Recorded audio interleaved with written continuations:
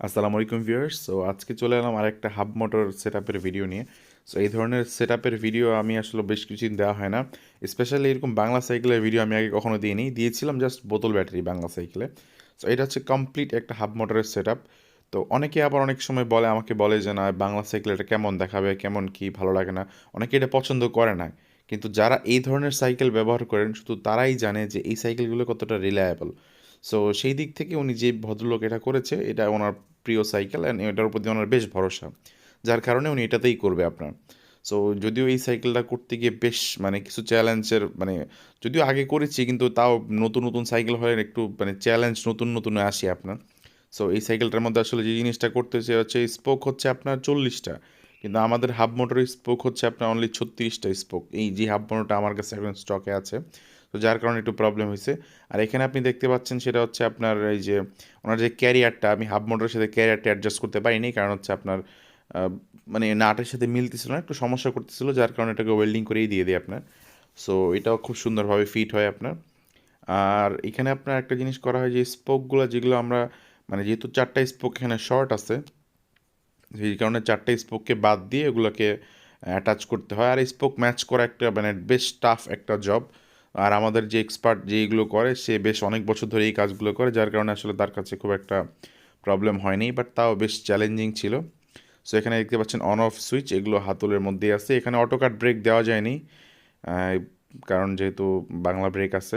আর এটা লাইটটা বেশ ব্রাইট একটা লাইট।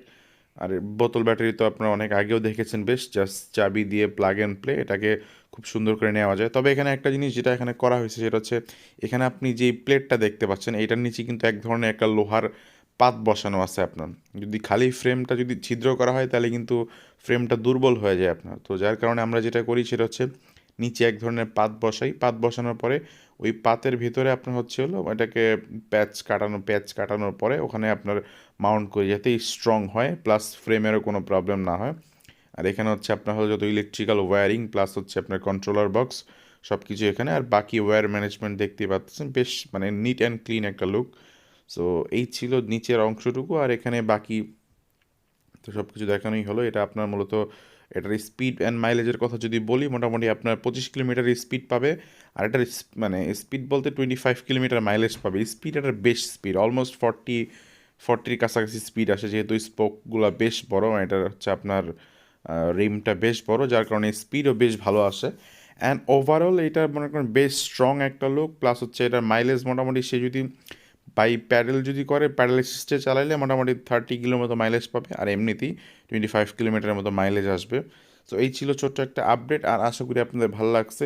আসলে এই ধরনের বিলগুলো অনেকের দেখি অনেক সময় পছন্দ হয় না, যে অনেকে বলে বাংলা সাইকেলে হাফ মোটর এই ধরনের। সো আসলে এই জিনিসটা আসলে চিন্তা থাকা ঠিক না, কারণ যার যেরকম সামর্থ্য আছে, যার যেরকম আসলে এবিলিটি আছে, বা যার যেটা পছন্দ, সো সেটা আসলে সেটার উপর কারো কোনো বলার নেই। স্পেশালি এই ধরনের সাইকেলগুলো যেহেতু আমি প্রথমে জীবনে এগুলোই চালাইছিলাম এককালে, সো এটা আমার বেশ পছন্দ। আজকের মতো এই পর্যন্ত। আসসালামু আলাইকুম।